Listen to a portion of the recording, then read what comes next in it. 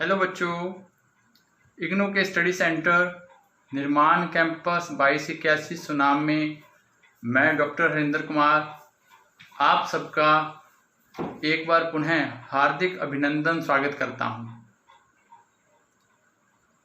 मैं उन बच्चों का विशेष रूप से हमारे कैंपस में दाखिला लेने पर उनको बधाई देता हूं, उनका स्वागत करता हूं, जो बच्चे बहुत वर्षों के बाद शिक्षा छोड़ करके दोबारा शिक्षा के साथ जुड़े हैं। बच्चों, इग्नू के इस कैंपस की खासियत ही ये है कि जो बच्चे किसी कारणवश, चाहे वह कारण धन का अभाव हो या कोई और कारण हो, अपनी शिक्षा बीच में ही छोड़ चुके थे, उन बच्चों के लिए जो निर्माण कैंपस सुनाम है, शिक्षा के पुनः अवसर उनको प्रदान करते हुए ऐसे बहुत से बच्चों को दाखिला देने में सफल रहा है। तो ऐसे सब बच्चों के लिए मैं दो पंक्तियां कहना चाहूँगा, जरा ध्यान से सुनिएगा। चलो चलो अब उतर ही गए हैं मैदान में, चलो चलो अब उतर ही गए हैं मैदान में, तो कुछ कर दिखाते हैं। चलो अब उतर ही गए हैं मैदान में, तो कुछ कर दिखाते हैं। लिखते हैं कलम से कुछ ऐसा, और नया इतिहास बनाते हैं। लिखते हैं कलम से कुछ ऐसा, नया इतिहास बनाते हैं। चलो अब उतर ही गए मैदान में, तो कुछ कर दिखाते हैं। स्वागत है बच्चों आप सभी का। बच्चों, आज हम लोग यहाँ इकट्ठे क्यों हुए हैं, आज का हमारा विषय क्या है, हम लोग ने आज क्या पढ़ना है, तो इसके विषय में मैं आप लोगों को थोड़ी सी जानकारी दे दूँ। MHD 2 कोर्स की यूनिट जो है 5, MHD 2 कोर्स की यूनिट 5 जो है, उस पर आज हम लोग चर्चा करेंगे और विचार विमर्श करेंगे। इस इकाई में हमने पढ़ना क्या है? इस इकाई में बच्चों हम लोगों ने सुमित्रानंदन पंत जी के बारे में पढ़ना है। उनका जन्म कब और कहाँ हुआ, उनका जीवन परिचय क्या है, उनकी प्रारंभिक शिक्षा दीक्षा कैसी रही, और उनकी प्रमुख रचनाएं जो हैं वो कौन कौन सी हैं। तो इन सब बातों पर चर्चा करने से पहले आइए, जब हम लोग सुमित्रानंदन पंत जी का नाम लेते हैं तो एक बात जो है हमारे दिमाग में घूम जाती है। वो बात क्या है? वो बात है, वो शब्द है छायावाद। छायावाद हिंदी साहित्य के इतिहास में जो छायावाद है वो अपना एक विशेष स्थान रखता है। और जब हम छायावाद का नाम लेते हैं तो छायावादी कवि जो हैं, 4 कवि, जिनको हम छायावाद के स्तंभ भी कहते हैं, जिनमें जयशंकर प्रसाद जी, महाप्राण निराला जी और हमारे आज के कवि सुमित्रानंदन पंत जी, जिन पर हमने आज चर्चा करनी है, और महादेवी वर्मा जी, ये 4 बच्चों जो लेखक हैं, इनको छायावाद के 4 स्तंभ भी माना जाता है। अर्थात ये जो छायावाद है वो इन चारों पर खड़ा है, या ये कह लीजिए कि इन चारों की जो रचनाएं हैं उसका आधार जो है वो छायावाद रहा है।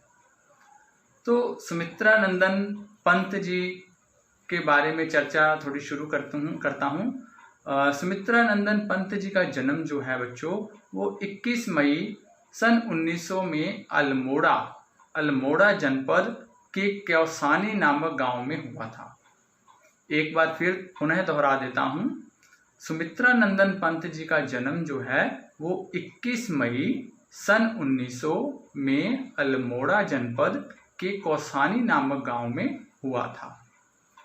इन्हें जन्म देने के तुरंत बाद इनकी माता सरस्वती देवी परलोक सिधार गई थी। इनका लालन पालन दादी और बुआ ने किया।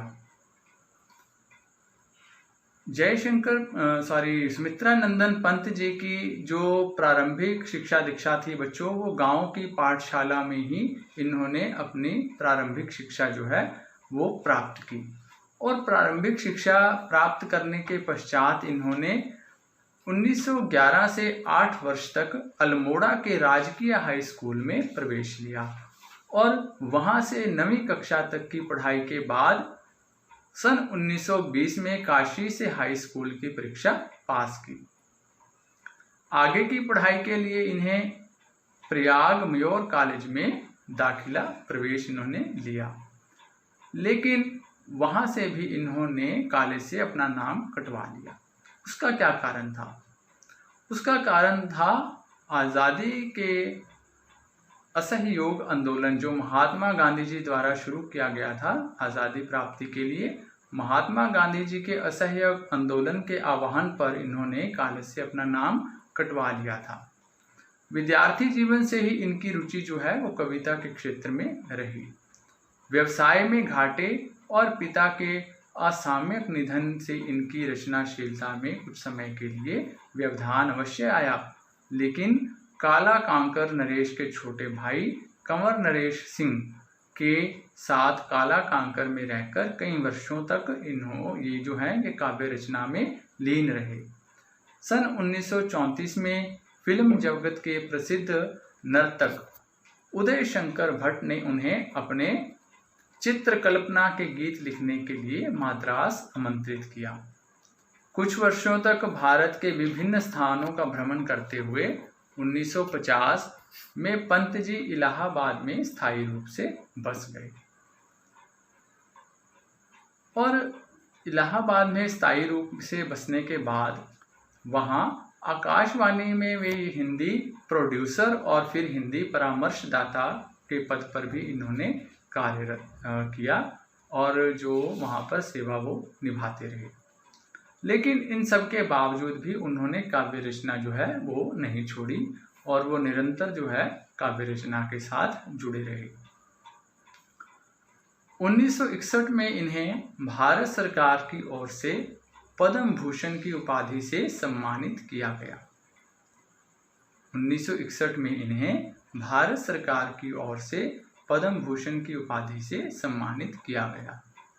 उसी वर्ष कला और बूढ़ा चांद जो इनकी एक संग्रह है, इनका कृति है इनकी कला और बूढ़ा चांद, पर इन्हें साहित्य अकादमी पुरस्कार भी प्राप्त हुआ। साहित्य अकादमी पुरस्कार से वो भी इनको दिया गया है, उनको सम्मानित किया गया। इनकी एक और कृति है चिदंबरा। इस कृति पर सन 1969 में इन्हें ज्ञानपीठ पुरस्कार से सम्मानित किया गया। भारत सरकार की हिंदी विरोधी नीति और अपने हिंदी प्रेम के कारण अपना क्षोभ व्यक्त करते हुए इन्होंने पद्म भूषण की उपाधि जो है वो लौटा दी थी। बच्चों, यह प्रश्न अक्सर जो है वो परीक्षा में पूछ लिया जाता है कि पंत जी ने किस कारणवश जो है अपनी पद्म भूषण की उपाधि लौटा दी थी। तो इसका उत्तर जो है वो आप फिर ध्यान से सुन लीजिए। भारत सरकार की हिंदी विरोधी नीति और अपने हिंदी प्रेम के कारण, ठीक है, अपना क्षोभ क्या होता है, गुस्सा व्यक्त करते हुए उन्होंने पद्म भूषण की उपाधि जो है वो लौटा दी थी। और 28 दिसंबर 1977 को इनका बच्चों निधन हो गया था।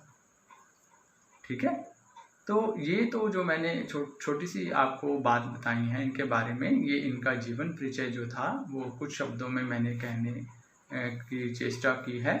अब थोड़ी सी बात करता हूँ इनके जो साहित्यिक इनका जो योगदान है, हिंदी साहित्य को इनका क्या योगदान है, साहित्य के क्षेत्र में इनकी क्या उपलब्धियाँ रही हैं, कौन कौन से इनके प्रमुख संग्रह रहे हैं, ठीक है, तो उनके बारे में थोड़ी सी अब चर्चा करते हैं। पंत जी की काव्य यात्रा का आरंभ जो है प्राकृतिक सौंदर्य के चित्रण से हुआ।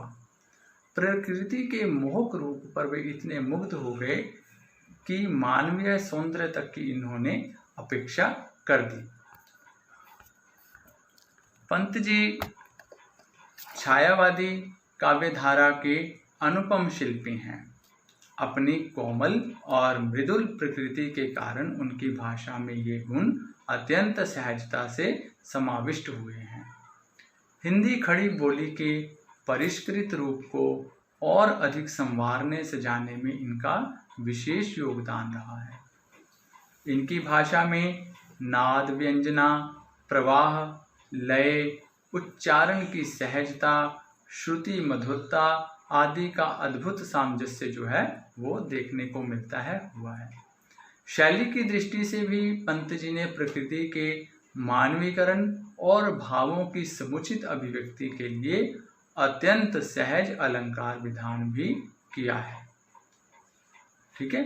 नए उपमानों के चयन, ध्वन्यार्थ व्यंजना, लाक्षणिक और प्रतीकात्मक शैली के उपयोग द्वारा कवि ने अपनी विषय वस्तु को अत्यंत क्या बना दिया है, संप्रेषणीय बना दिया है। ठीक है। और अब बच्चों इनकी कुछ जो प्रमुख रचनाएं हैं उनके नाम मैं आपको बताता हूं। आप इन प्रमुख रचनाओं के नाम जो है वो लिख सकते हो। ठीक है। तो पहली इनकी जो प्रमुख रचनाएं जिनका मैं नाम बोलने वाला हूं वो लिख लीजिए। पहला वीणा, वीणा, ग्रंथि, आगे पल्लव, गुंजन, युगांत, युगवाणी, ग्राम्या, लोकायतन, चिदंबरा, कला और बूढ़ा चांद इत्यादि। बच्चों ये जो मैंने आपको कुछ रचनाएं लिखवाई हैं ये किसके द्वारा रचित हैं? सुमित्रानंदन पंत जी के द्वारा। ठीक है। और ये रचनाएं आपको परीक्षा में भी पूछी जा सकती हैं कि पंत जी की प्रमुख रचनाओं के नाम बताइए। तो आप जो मैंने रचनाएं लिखवाई हैं इसके नाम जो है आप वहां पर उत्तर के स्वरूप लिख सकते हो। ठीक है। तो ये थी बच्चों सुमित्रानंदन पंत जी की प्रमुख रचनाएं। अब मैं कुछ और बातें सुमित्रानंदन पंत जी के बारे में आपको बताना चाहूँगा। सुमित्रानंदन पंत जी का भाषा पर पूर्ण अधिकार था। उपमाओं की लड़ी प्रस्तुत करने में भी वे पारंगत थे। उनकी साहित्यिक यात्रा के 3 प्रमुख पड़ाव माने जाते हैं। ठीक है। ये ध्यान से सुनना।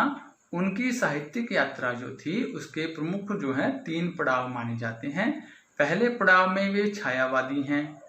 छायावादी जैसे मैंने आपको पहले बताया कि वो छायावादी कवियों में उनका नाम जो है वो श्रेष्ठ लेखकों में लिया जाता है। पहले पड़ाव में वे छायावादी हैं, दूसरे पड़ाव में वे प्रगतिवादी और तीसरे पड़ाव में अध्यात्मवादी।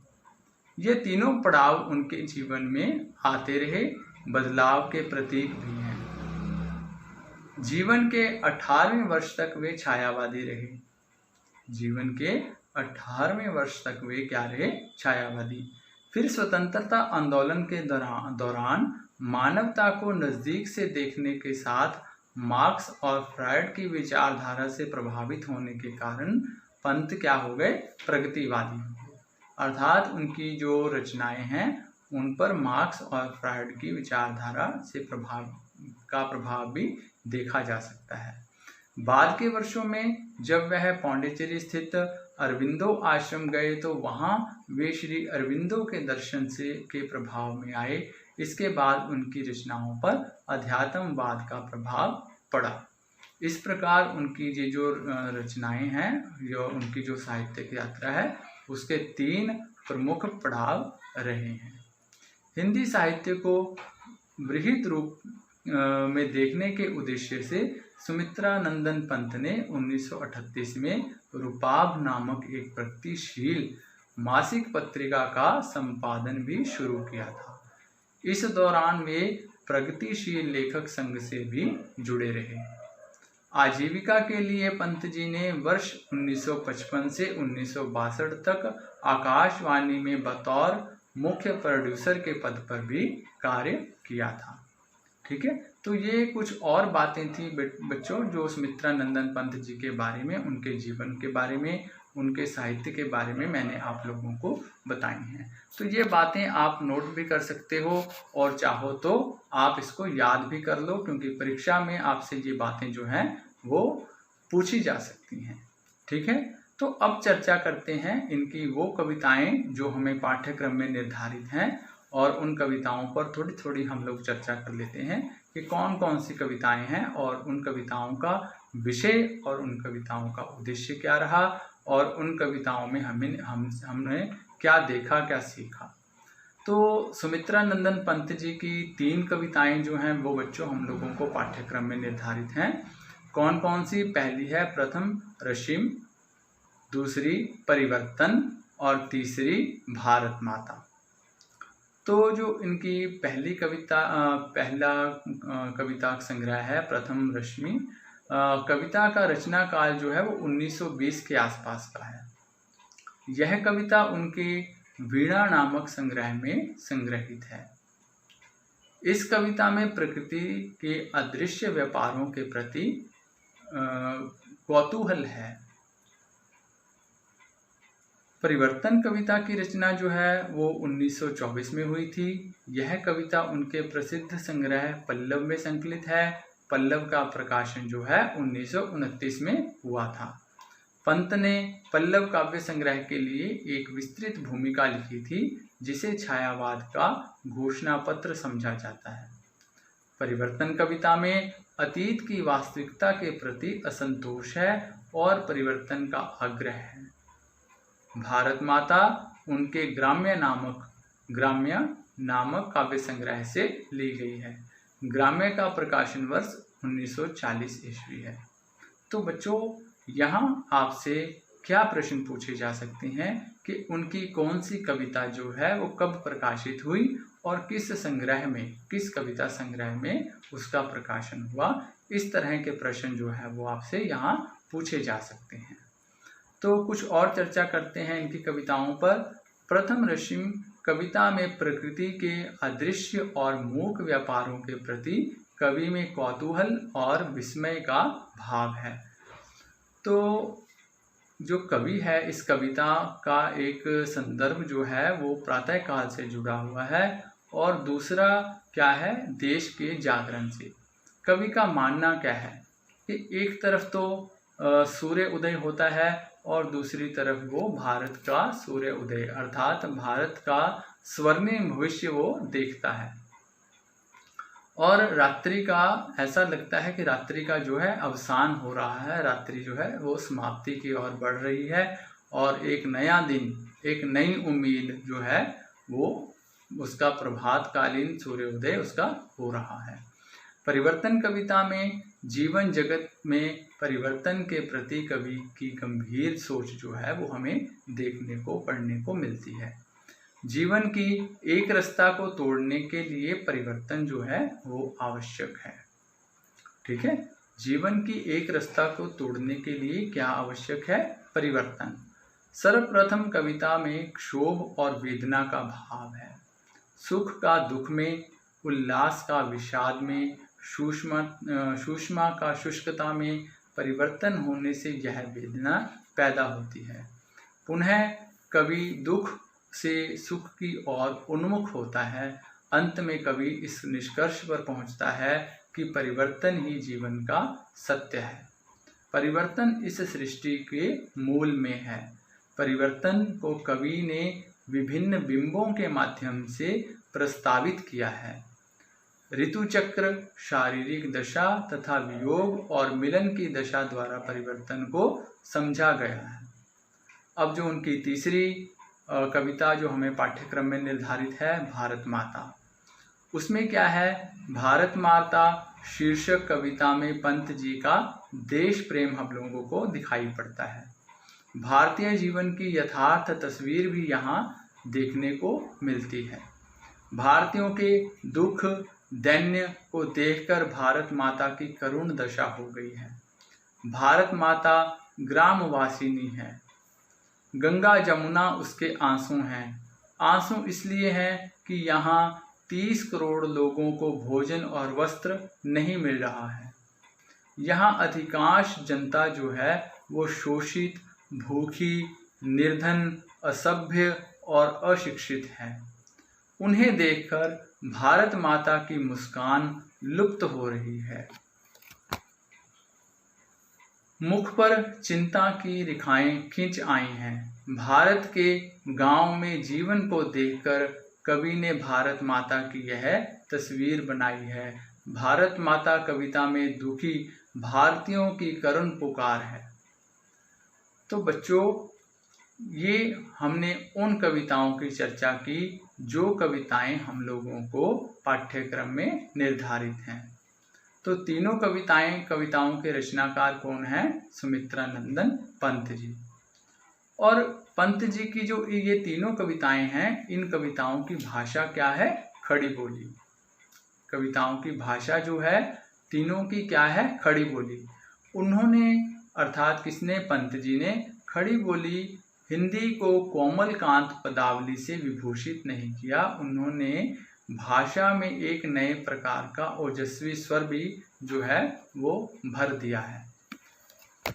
जनपद के कौसानी नामक गांव में इनका जन्म हुआ। ठीक है, तो दूसरा प्रश्न लिखिए बच्चों, पंत जी ने शिक्षा कहाँ से प्राप्त की? दूसरा प्रश्न लिखिए, सुमित्रा नंदन पंत जी ने शिक्षा कहाँ से प्राप्त की? तो इसका उत्तर लिखिए बच्चों, गांव की पाठशाला में प्रारंभिक शिक्षा प्राप्त करने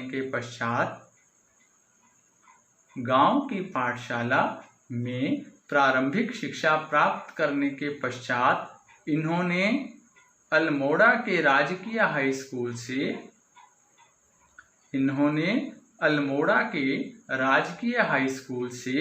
9वीं कक्षा तक की पढ़ाई की और फिर काशी से हाई स्कूल की परीक्षा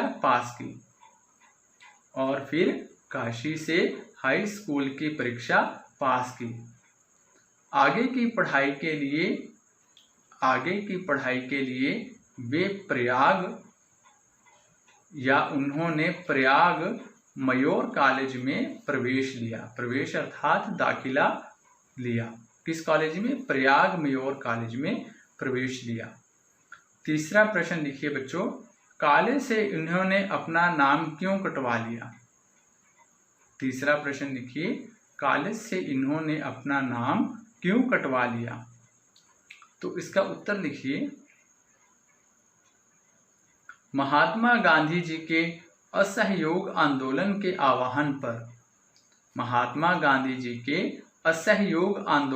आह्वान पर इन्होंने कॉलेज से अपना नाम जो है कटवा लिया था।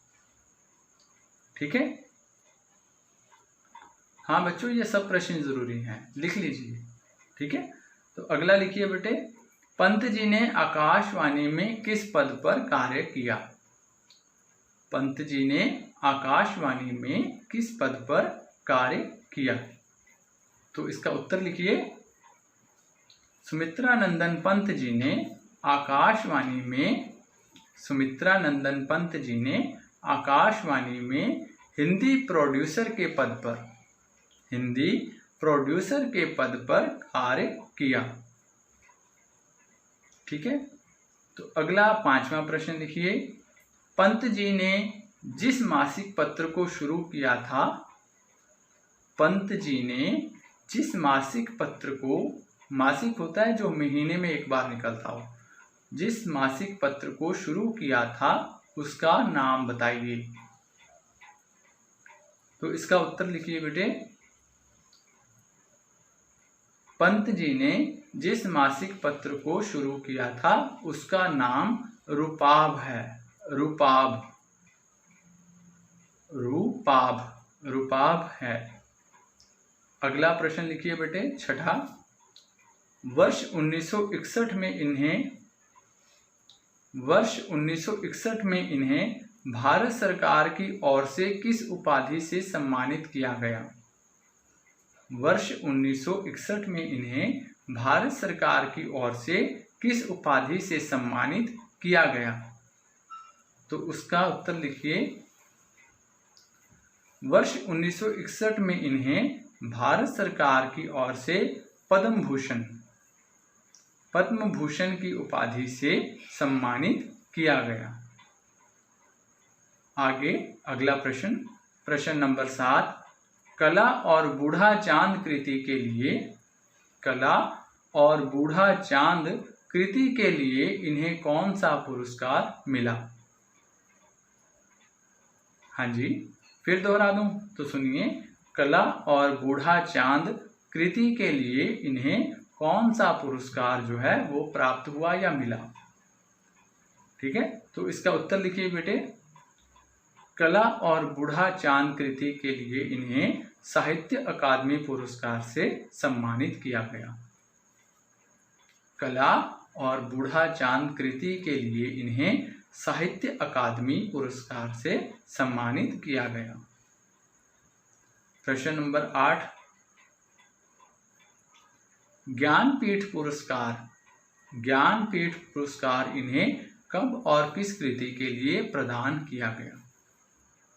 पहले हमने चर्चा की थी पद्म भूषण पुरस्कार, फिर साहित्य अकादमी पुरस्कार, और अब प्रश्न है ज्ञानपीठ पुरस्कार इन्हें कब और किस कृति के लिए प्रदान किया गया?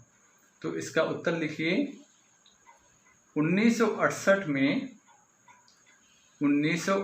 में चिदंबरा नामक कृति के लिए इन्हें ज्ञानपीठ पुरस्कार से सम्मानित किया गया। 1968 में चिदंबरा नामक कृति के लिए इन्हें ज्ञानपीठ पुरस्कार से सम्मानित किया गया। ठीक है, तो अगला प्रश्न लिखिए, पद्म भूषण की उपाधि इन्होंने क्यों लौटा दी? ये मैंने पहले भी आपको लिखवा दिया था इसी लेक्चर में, लेकिन अब आया है तो फिर लिख लीजिए, पद्म भूषण की उपाधि इन्होंने क्यों लौटा दी? तो इसका उत्तर लिखिए बेटे। भारत सरकार की हिंदी विरोधी नीति और अपने हिंदी प्रेम के कारण अपना क्षोभ व्यक्त करते हुए इन्होंने पद्म भूषण की उपाधि जो है वो लौटा दी। ठीक है, अगला अंतिम प्रश्न, पंत जी की प्रमुख रचनाओं के नाम बताइए। ये प्रश्न भी मैंने आपको पहले लिखवा दिया है, लेकिन अब आया है तो आप लिख लीजिए। कुछ बच्चों का रह गया होगा तो लिख लीजिए दोबारा। पंत जी की प्रमुख रचनाएं, उनके नाम दोहरा रहा हूं। वीणा, ग्रंथि, पल्लव, गुंजन, युगांत, युगवाणी, ग्राम्या, लोकायतन, कला और बूढ़ा चांद। ठीक है बच्चों, लोकायतन, उसके बाद बेटे मैंने बोली थी कला और बूढ़ा चांद। ठीक है, तो ये थी बेटे पंत जी की प्रमुख रचनाएं। तो आज का हमारा विषय क्या रहा? सुमित्रानंदन पंत जी का जीवन परिचय, उनकी प्रमुख रचनाएं और साहित्य के क्षेत्र में उनकी क्या उपलब्धियां थी, उनको किस किस सम्मान से सम्मानित किया गया। तो आशा है आप सब लोगों ने इसको नोट कर लिया होगा और अच्छे से समझ लिया होगा। तो आज के लिए इतना ही। आज के लिए धन्यवाद। अगली बार फिर मिलेंगे किसी नए विषय के साथ। शुभ रात्रि।